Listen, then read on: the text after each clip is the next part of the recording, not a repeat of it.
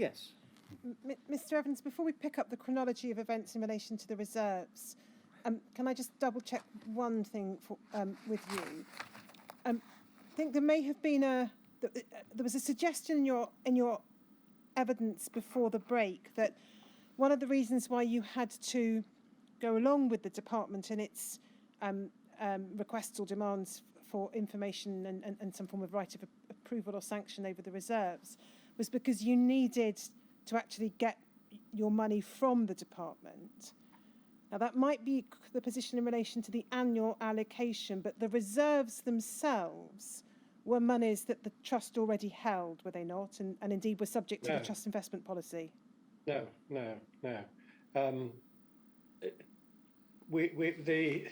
We knew that we had there was £6 million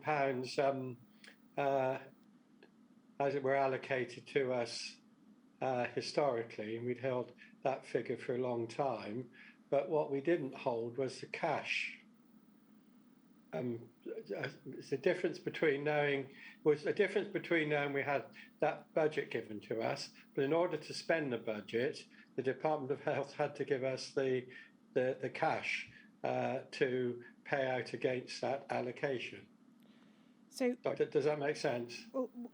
When we see, for example, in various annual reports over the years, information about the level of reserves and about the Trust's investment policy in relation to the reserves, and there are reports from investment fund managers and the like that are considered by the board from time to time, that doesn't sound as though that's consistent with this being money that's in fact in the Department of Health's bank account, as it were.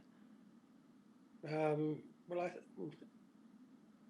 I think it is. Sorry, I'm not being very articulate in explaining this to you.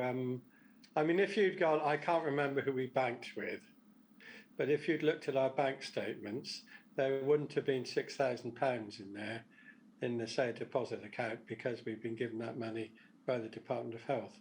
That £6 million would have still been in the I'm trying to make this simple as I can, in the bank account of the Department of Health and the government. Yeah, so in order for us to spend it, we needed them to transfer the money from that account to our account. Do you see what I'm trying to say? I may find it quite difficult to explain. Yeah. Yes, and I understand that, I think, insofar as the annual allocation is concerned, but your evidence is that that's also the position in relation to what's being referred to as the reserves, is it? That's my understanding, and that's the reason why we had to get the Department of Health to approve a business case to spend the reserves. Otherwise, we could, at least in theory, have said to them, well, we don't agree with this, we're going to spend the money anyway. But we couldn't do that because we didn't have it at our disposal. Can you help me then with the various references to interest arising on the investment of the reserves? I can understand that it may not have been in the bank account because if it was invested, it wouldn't be, but it would be invested. So who was investing it? And where was it invested? Well, the investments took place, but the investments took place before I was a trustee. But my understanding, maybe I've got this wrong, Sir Brown, but my understanding on reflecting back over some years now is that it would have effectively have been a sort of well, you're describing it as a drawdown account. A figure, a sum of money paid in without. I'm making a bit of a mess of this. I'm very sorry. We weren't in a position where we could just have gone to the building society, if I can put it that way, and just paid in the cash. We didn't have that cash. I don't think I'm making myself very clear, but. Well, I'm not sure I'm following. Perhaps we can come back to it later, perhaps overnight after you've clarified your thoughts on it. and perhaps we can okay. Very happy to do that. Sorry, yeah. So I'll have a look and see if there's any documentation which would make it easier to address. Sorry, I'm not trying to confuse you. No. I don't accuse you of that for one moment. It's just trying to understand where we are.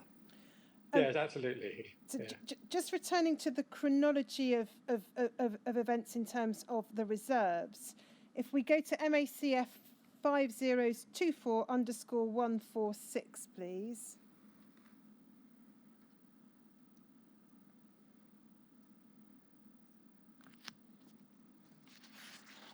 And if we go to page 7,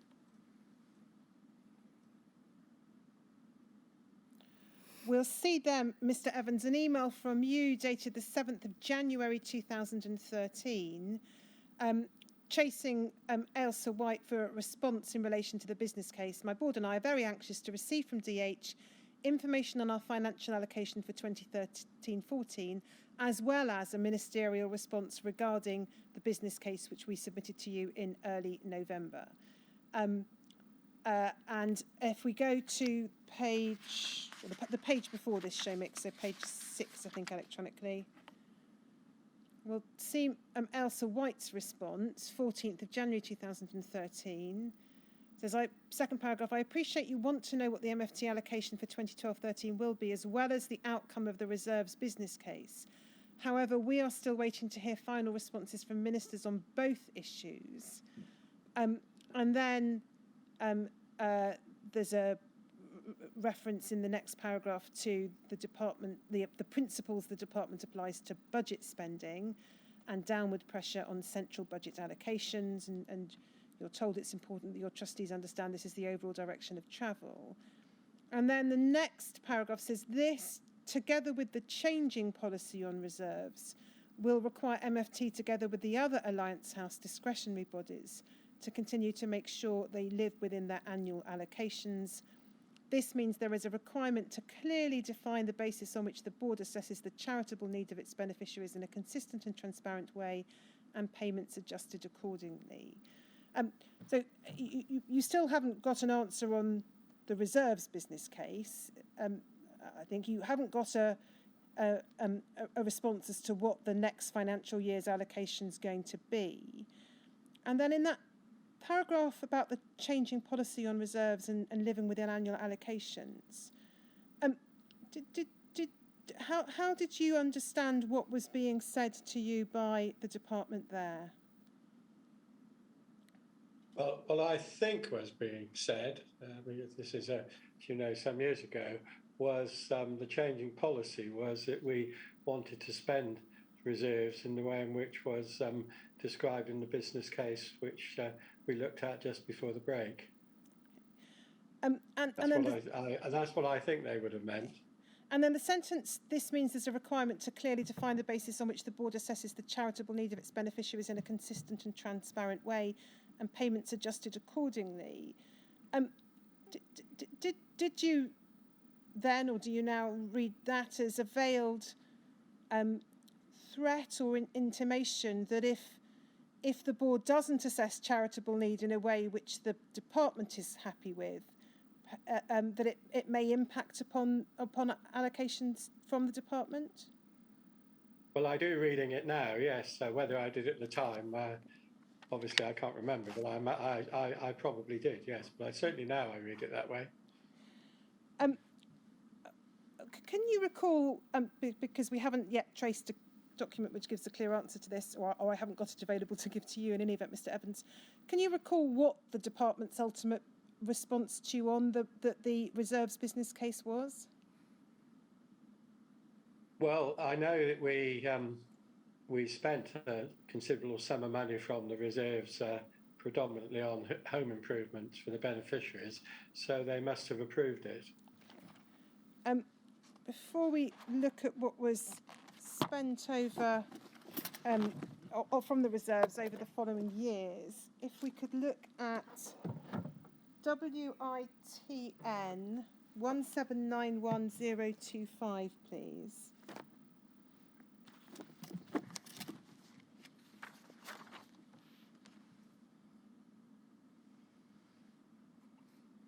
we go to the next page.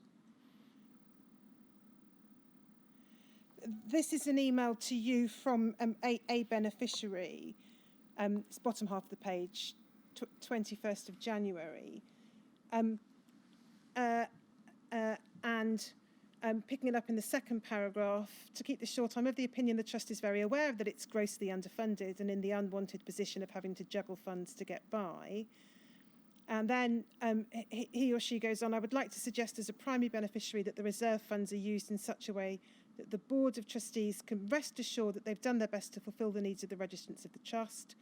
At present, I feel the funds available are a sitting duck and that by not using them for their intended purpose as given by previous DOH allocation will set an extremely false economy and benchmark for future funding. Knowing that the reserves allocation should have been used before now is one thing, but to continue to hold on to the money is quite another. I can only hope that the trustees feel that they're having their hands tied and are being bullied into doing the will of government, as I feel they are. In my opinion, this is the beginning of the DOH cutting the funding year on year to the Trust, because as it stands, nobody is making the case that the Trust is actually falling short of the needs of its registrants. As I understand it, the Trust is awaiting a decision from the Minister as to if it can use or distribute any of the current funds it holds, or a penalty could follow. This, I feel, is a blackmail situation and, as so, should be met with robust defiance by the Trust. I believed it was the Trust who set the criteria for the use of funding.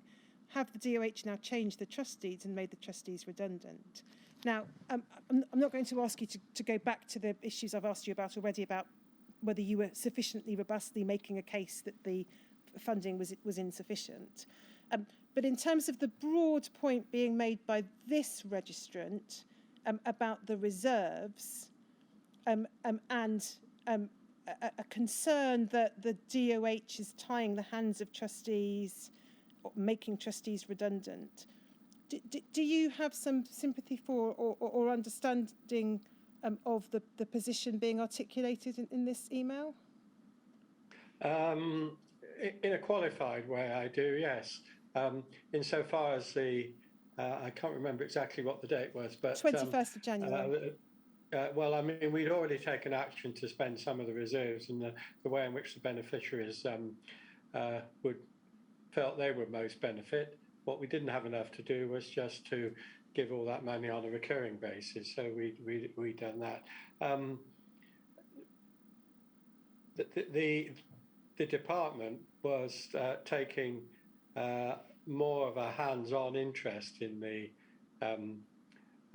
spending of the money. I'm not sure that made us redundant because there were other things we had to do to spend that money. I may be wrong, but this was, I know I keep saying it, but I can't avoid it, but this was at a time when there was austerity in the country, and I think the government of the day, because they were trying to keep control of spending, had become much more centralised in the way in which they approached spending habits, I'll put it that way, and that may well be the reason why a business case was going up to the Minister on our reserves, which may not have well have been the case a few years before. So, and because of the way the systems were in place, the department was not differentiating between us and, I suspect, I mean, I'm not absolutely sure, than say some other public bodies they were funding. I just want to look now, finally, on this topic with the reserves position over the years that followed as revealed by the annual reports. So if we start with MACF 5045_004,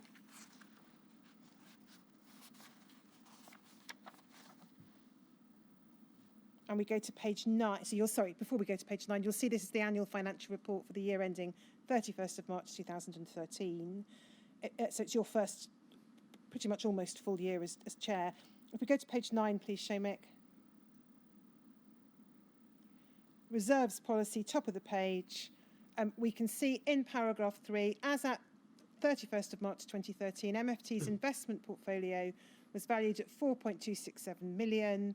And then there is a commitment to, over the next 2 years, reducing the level of reserves to in the region of £750,000, representing between 3 to 6 months of expenditure.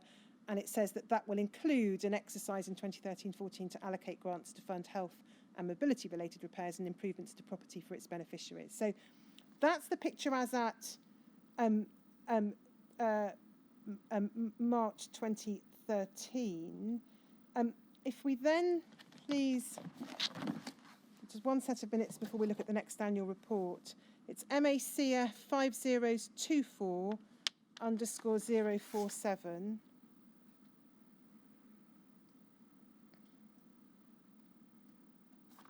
So these are the minutes of a meeting of the board on the 29th of April 2013.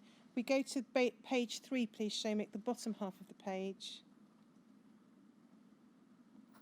Under the heading MFT Reserves, we'll see there what the board agreed. Make provision for deficits in 2013-14 and 2014-15 and liabilities which have been identified, but to lobby the Department of Health for increased funding in 2014-15.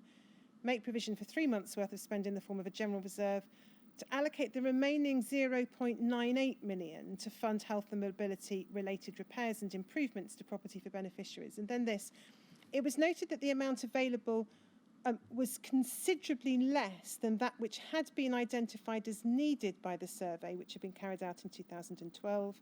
However, property issues had been identified as the top priority in the survey. And then there's a discussion about what the process is going to be for the allocation of that 0.98 million. Are you able to assist us with why what we now see is something rather less than the reserve expenditure programme that had been trailed in earlier documents? This is expenditure of 0.98 million that's contemplated in a, as it were, a one-off programme. Why the change?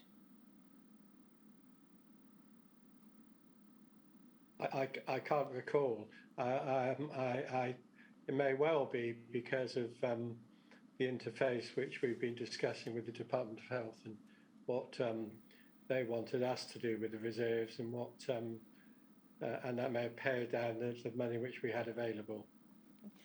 But I cannot remember. Can you recall whether the reduced figure reflects a request or instruction from the Department of Health? No, I can't.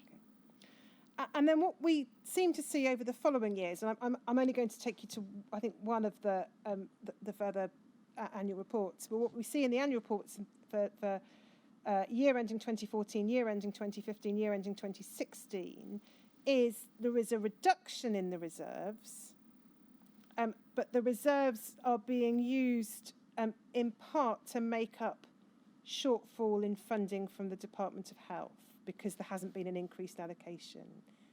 Is that right? That's how the reserves were used apart from this one-off programme? Well, we had a yes. Short answer. So the larger scale, more ambitious programme that we saw set out in your business case to the Department of Health in November 2012 of using really most of the reserves to get down to a figure of £500,000, that effectively had to be abandoned because of the need to use the reserves in part to make up the shortfall. Yes, with the exception of the 0.98 million. We can see the figures themselves from the annual report, so I'll only take you to one of the annual reports, Mr. Evans, just so that we can get a sense of the figures. MACF 5045_001.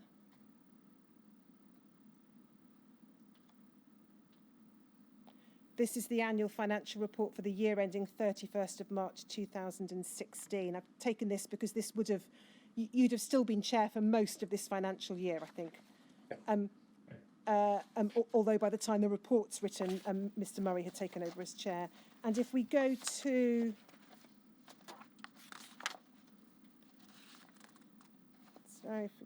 give me page 11, please, Shomik.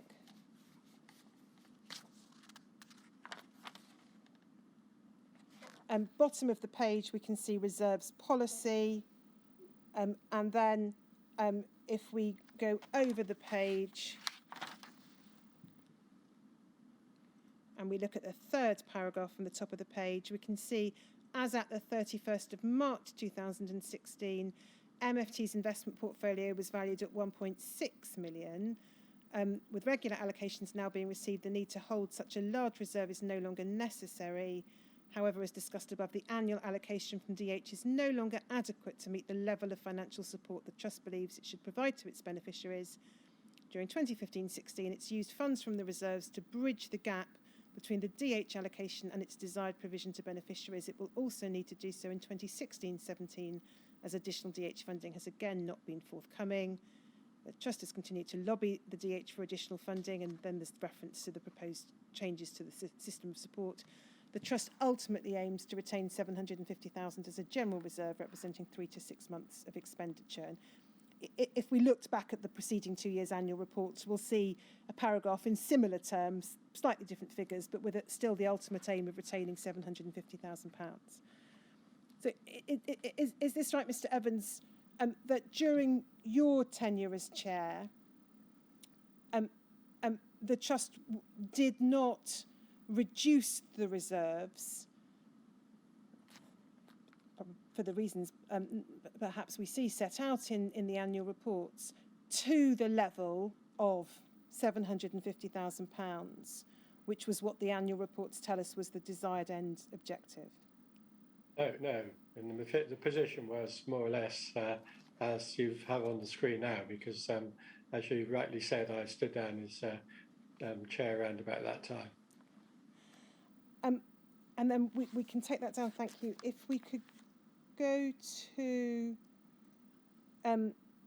your witness statement at WITN 3859002, please.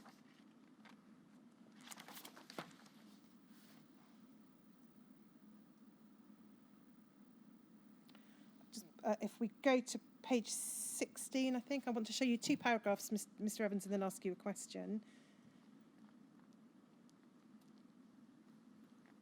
No, my pagination is wrong, page 10, sorry. So if we look at paragraph 38 at the top of the page, beneficiaries were understandably and rightly aggrieved that the MFT was not funded at a level which allowed us to provide the funding which they wanted. All we could do was discuss with government, lobby and submit a written business case for greater funding. And then this, until latterly, our negotiating with DH was weakened by the inordinate level of reserves held. And then the second paragraph is paragraph 159, I think. So page 36. Please, Shomik.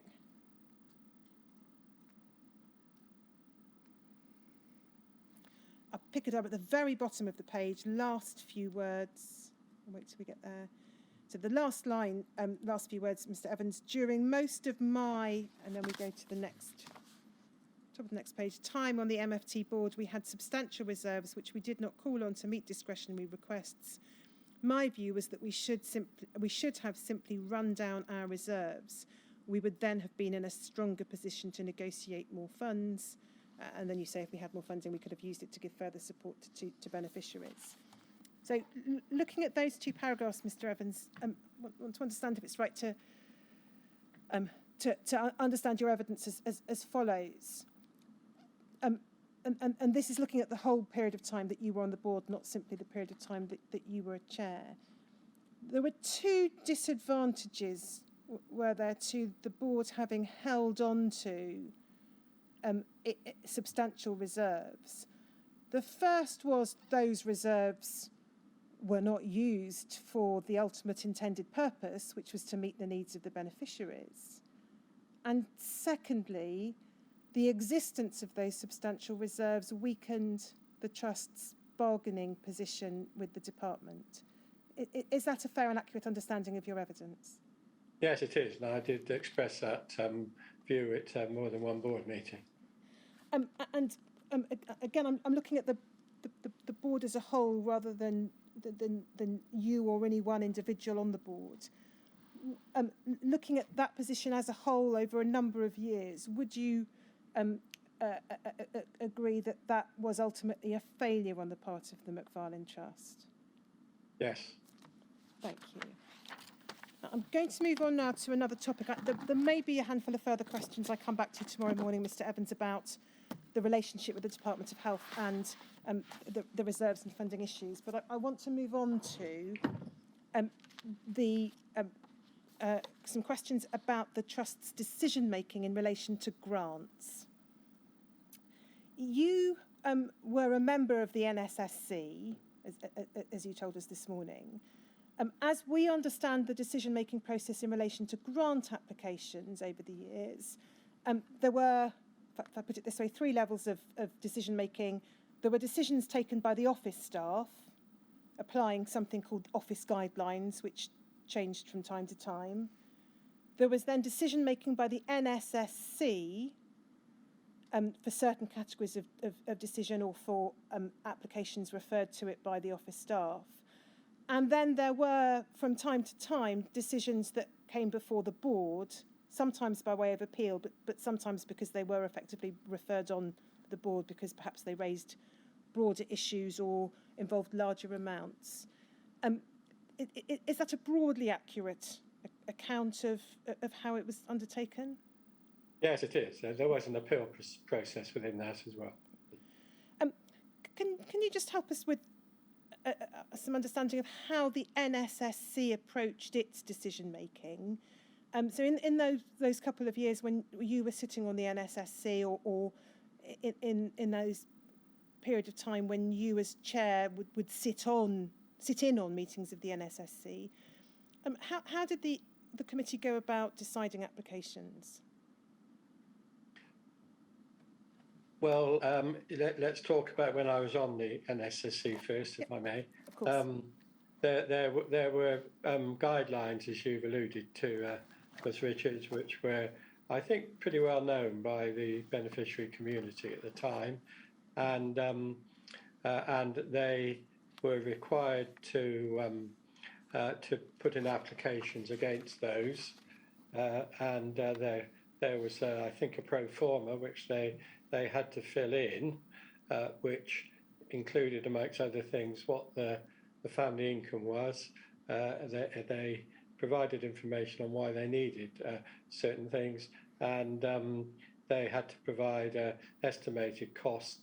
And I can't remember if it was in all cases, but certainly in very many, then they were expected to provide an estimate for anything which was to be purchased.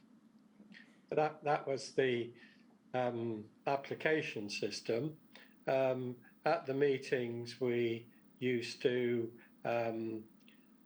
if they were approved by the let me call them the officers for simplicity, but by the staff, I think that it was reported to us what had been approved. I can't remember if we were told of specific cases or were just a conglomeration of them. Otherwise, at the board, we would have a discussion on the applications which came before us. Some of them were quite straightforward to agree. Others were necessitated some discussion and debate, such as if we were being asked to pay off some debts for one of our beneficiaries. In terms of the process, I just want to ask you something arising out of the description in one of your statements. WITN 3859001.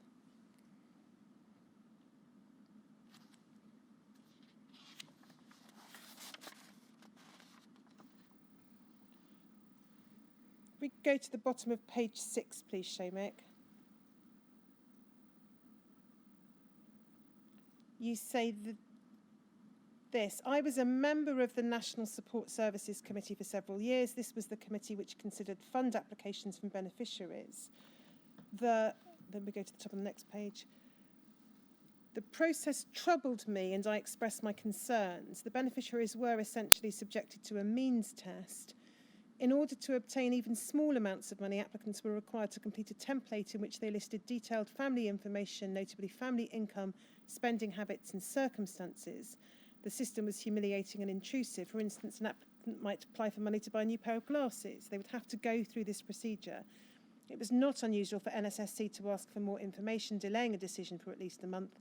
Sometimes they were visited at home. Even a suggestion was made that photographs of their home should be taken. Happily, this never happened to my knowledge. Can I just be clear what you mean by that last sentence? The trouble is that sometimes people say that they know it never happened, and that's what they mean by using that phrase, this never happened to my knowledge. Or sometimes they say they didn't know that it ever happened. Which is it? I would be surprised, Sir Brian, if it happened during the time I was on the NSSC. I think I would have known about it. But part of the intimation of what I said, I think it could have happened when I ceased to be on the NSSC, not because I wasn't on there, but not entirely anyway, but because approaches changed. Thank you. But I could not categorically say it never happened. I cannot recall it was ever reported to the board by us that it had, and I can't the NSSC that it had, and I cannot recall any application coming before us which included a photograph of someone's home. Now, the concerns you've expressed in this paragraph about the process are similar to a number of the concerns that have been expressed in evidence to the inquiry from beneficiaries. Were any steps taken, as far as you can recall, in light of your concerns, to change the process? Or did this remain, as far as you know, effectively the process for the whole time you were involved? During the time I was on the NSSC, it wouldn't have changed significantly. I mean, when we were discussing individual cases, I think there were 4 of us on the committee. Then we would, then I tried to get us to rubber stamp some decisions, but there were 1 or 2 of my colleagues on there who wanted to discuss in a lot of detail applications which came in, and there was some bureaucracy in that beneficiaries might be asked for more information, and of course that put back a decision being made for a month, and also I'm not sure if this is what you're really asking, also some of the decisions we were making were very intrusive things on people's families, and I didn't like it. Now, I don't know if you want to go on to what happened when I was a chair, or do you want to come back to that? I think perhaps we'll come back to that. I just want to understand, first of all, the position when you were on the NSSC. So what you're describing here, as far as you can recall, was effectively the system whilst you were on the NSSC. You've described here the process, concerns about the process. What was the criterion that the NSSC was applying? But the criteria were the ones which were in the guidelines. Okay, well, perhaps. But sometimes there would be cases where it required some maybe pragmatism or perhaps common sense. For instance, we would get some beneficiaries.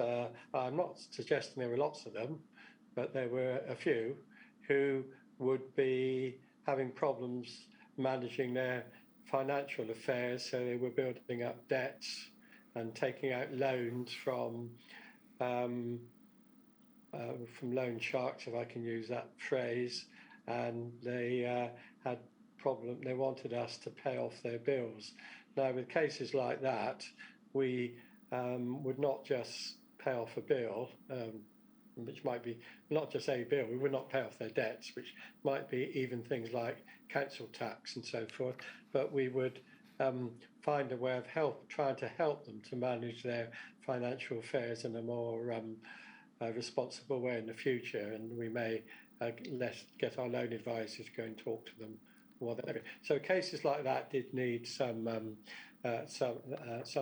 discussion. Now, can you? Otherwise, we had our. I think the grants guidelines were very detailed, in some ways too detailed, and we used to look for adherence to those. Might ask you to look at one set of guidelines in a little while, but was the ultimate question the NSSC was asking itself, was there a need? Had the beneficiary established a charitable need? Can you recall? Because the guidelines don't necessarily answer that question, you see, Mr. Evans. They'll tell us funding is available for white goods up to a maximum of X. Yes, but by and large, it was on the basis of need. And can you recall whether there was any guidance at this point in time when you were on the NSSC as to how the committee, or indeed office staff, should approach the question of need?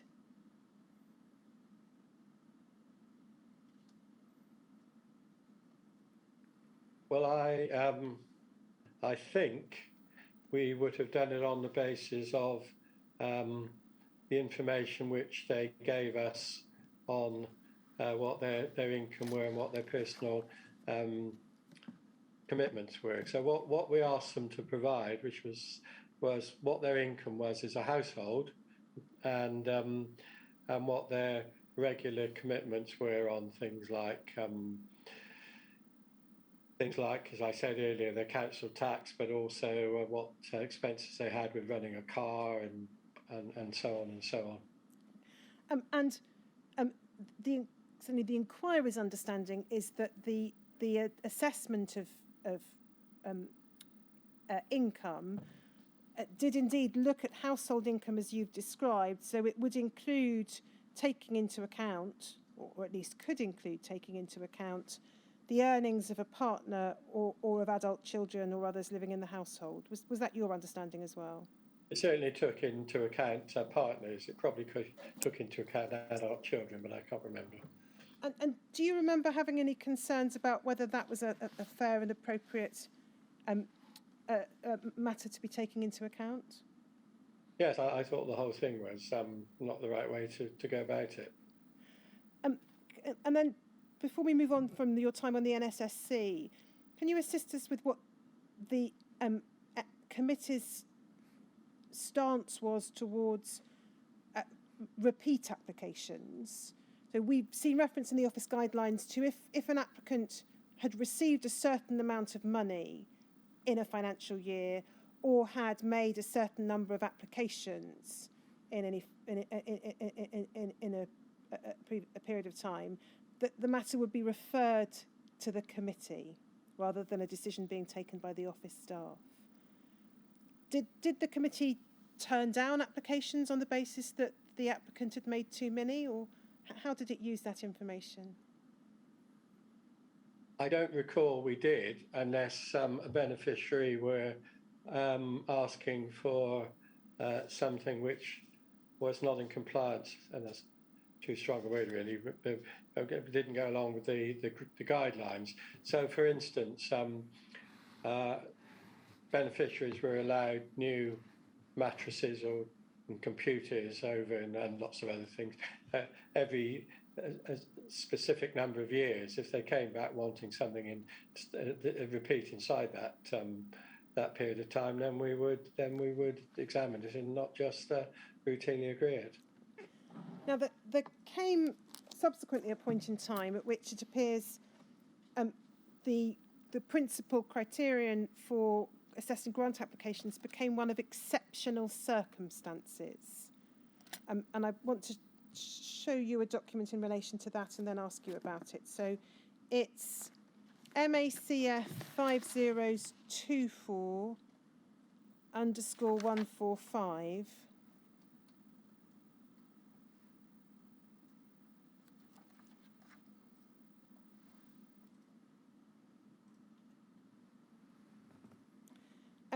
This is a meeting of the NSSC, 10th of September 2013, and we can see that you were in attendance as chair, not as a member of the committee.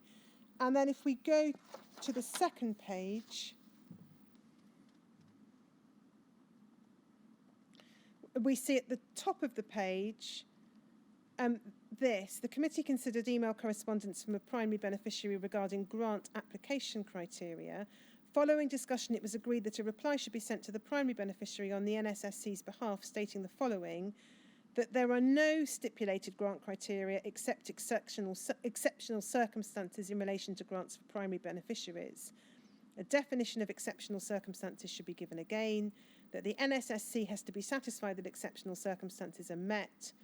Normal household expenditure can include items such as white goods, computer/laptops, although if exceptional circumstances could be shown, the request could still be considered.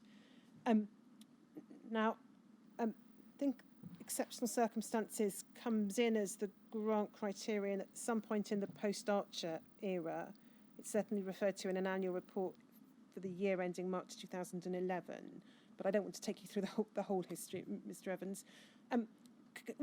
Can you recall either why exceptional circumstances became the criterion or how it was supposed to be understood and applied?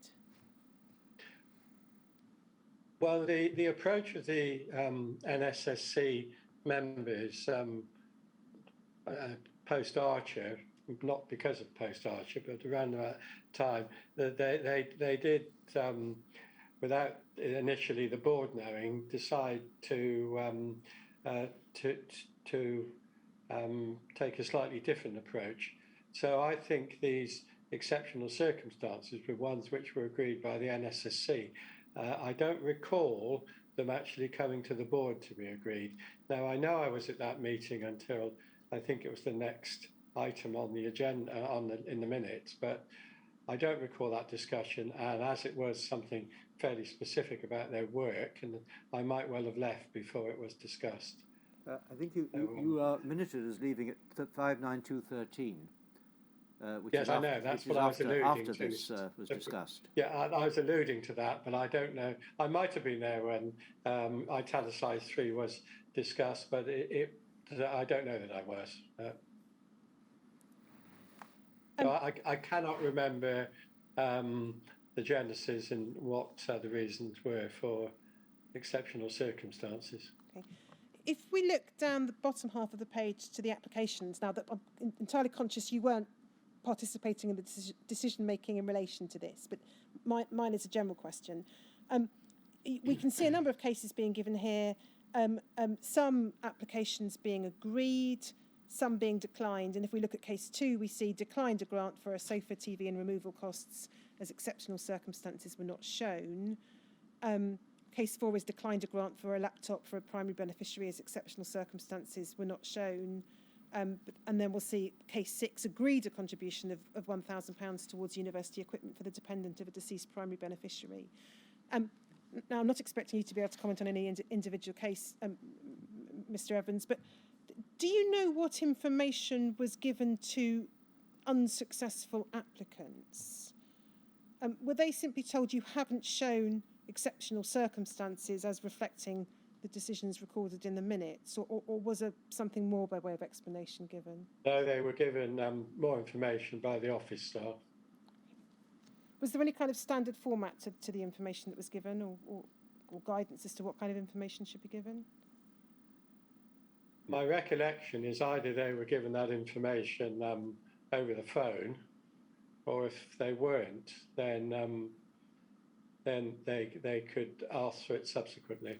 I think in most cases, at least, it was given over the phone, because most of the applicants were well aware of when the meeting was taking place, and the office staff would try and contact them very soon, if within a day or so of the meeting taking place, and quite often the applicants would ring up the office on the afternoon of the meeting or the next day and ask what the outcome was.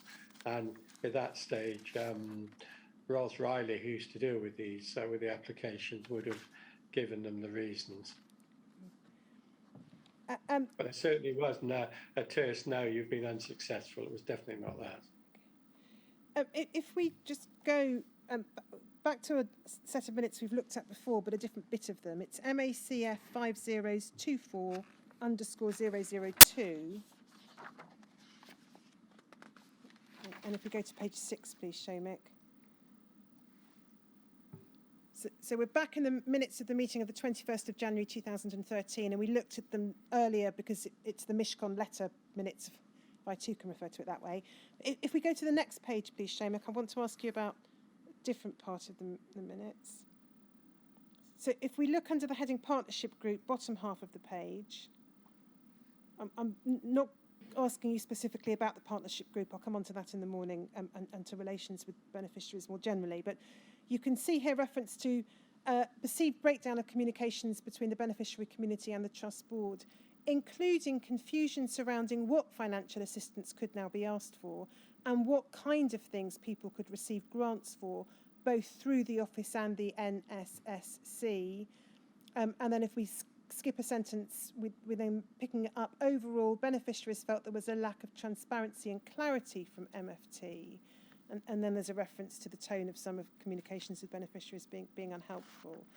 So you did, sorry, actually before I ask the question, if we go on 2 pages,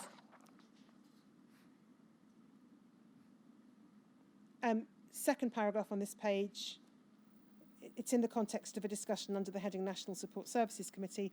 You'll see in that second paragraph, there followed a discussion regarding the need for increased clarity both in process and communication regarding what can be applied for through the NSSC and what the definition of exceptional circumstances was relating to these. And then there's a suggestion that there'll be some draft guidance produced. It would appear from those minutes that it was being brought to the attention of the board that there was a lack of transparency and clarity about the grant process and what could be sought and how decisions would be taken. Was that your understanding of the concerns that were being raised? From about 2012 or 2013, for about 2 years, there was a lot of unhappiness amongst the beneficiary community about the way the NSSC was operating. And when I found out more about it, which could well have been through that partnership group, which we alluded to earlier on, I very much agreed with them on it, because the NSSC had become, their approach had become quite a bureaucratic one, and there were delays in decisions being made, and they'd introduced some of their own, shall we call them criteria, not many, but some. Also, the office was taking a long time to process applications which came in, and sometimes there were complaints from beneficiaries that had taken 3 months to get an answer, and I was very unhappy about that, and so was Jan Barlow when she was on board with us, and we took some early action to deal with the office issues, and endeavoured to do so with the NSSC as it then stood, but it was not easy to convince certain members of that the approach was a wrong one, and I'm confident that it became a lot better once we made changes in membership and worked towards a grants committee. Okay. Last topic, given the time for now, just building on that, we understand both from Ms Barlow's evidence and from documents that we looked at with Ms Barlow, and I can take you to them if necessary, but I'm going to see if I can do it by way of shortcut, that at this point in time, the office guidelines were not published and available to beneficiaries, and there was no other form of grant guidelines that were published and available to beneficiaries. First of all, is that also your understanding? Until I looked at the papers for my interview, I cannot recall that being the situation. I'm not saying it wasn't. I just cannot recall. All right. But if it were, it was a very unsatisfactory situation. All right. Thank you. there's a further issue relating to grants I want to come to, but it requires looking at a document, and I think it might be better to pick that up tomorrow morning, sir. Well, there is one matter which I want to raise, just arising out of this, and the question of the clarity of criteria. Could we go back to document MACF 5024146? 5024_146, and it was, I think, page 7.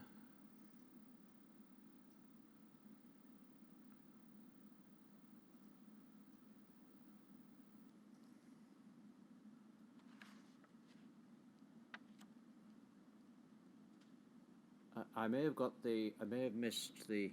Was it the reference? Was it the NSSC set of minutes? Well, it was actually the meeting with the Department of Health.